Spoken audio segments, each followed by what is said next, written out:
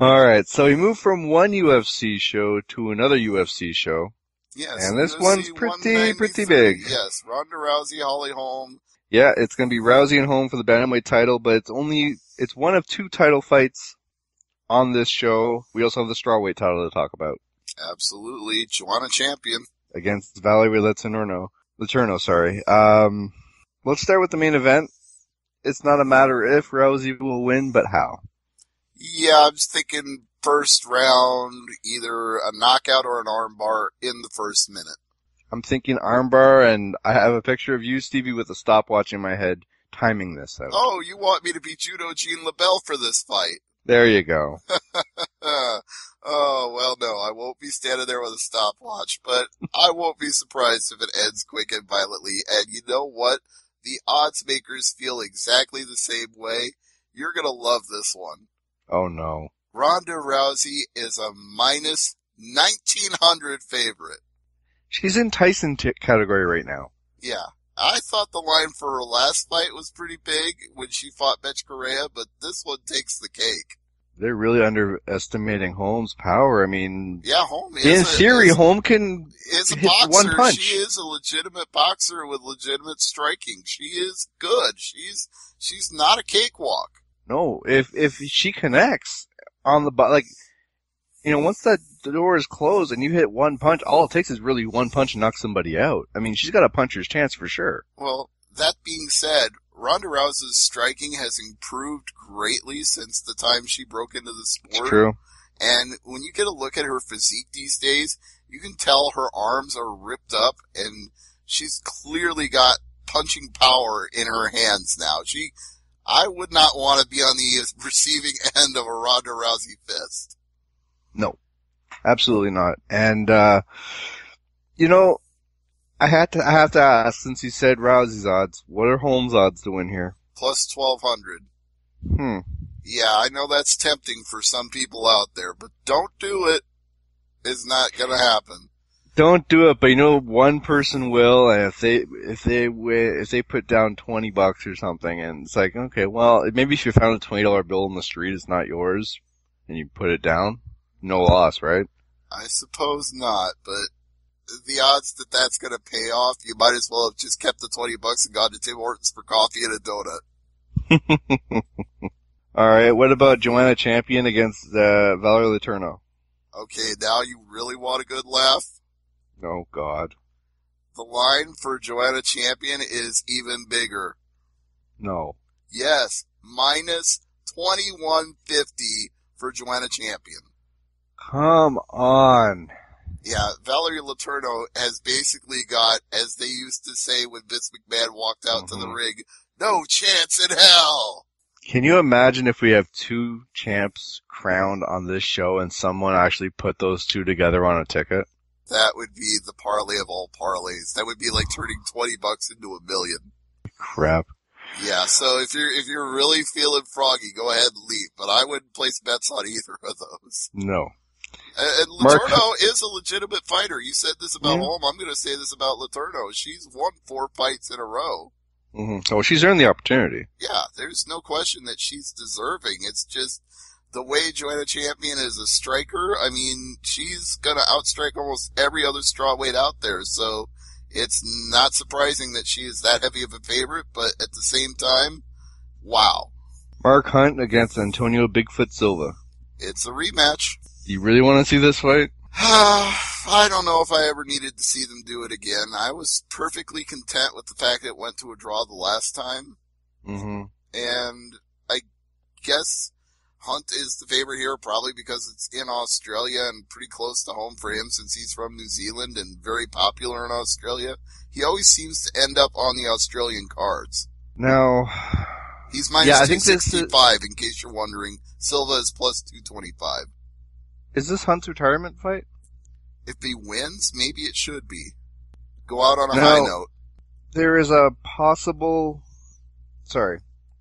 USADA has said, we were talking about the prior fight there with Joanna Champion against Valerie Letourneau.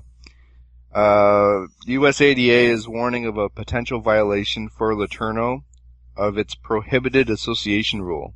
Letourneau, who co-headlines the fight on November 14th, was told in October that she would be cornered by, or basically she said in October that one of her cornermen will be Hector Lombard. Oh, I see. Mm-hmm. Yeah, you get popped for performance enhancing or failing a test, and you're not supposed to corner any other fighter after that because that's their rules of association. Like, you can't be with anybody that's caught cheating because then we'll think you're cheating too. Yeah, it's basically you want to protect yourself and the integrity. You know what I mean? It's best not to. Yeah, but at the same time, how can they tell people not to be cornered by their friends and associates and teammates? You know, it's like, I understand what the USADA point is, but I also, from the fighter perspective, think I'd want to be with the people that I'm comfortable with, that I'm going to get the best fight out of, whether they're cheaters or not. If these are the people I know and work with, I want them at my side.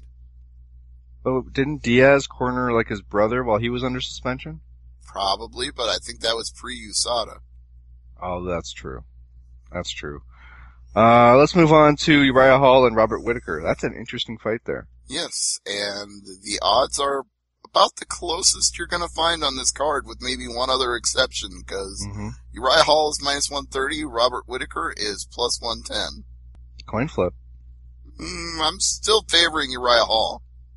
Yeah. I mean, Whittaker could definitely win this fight.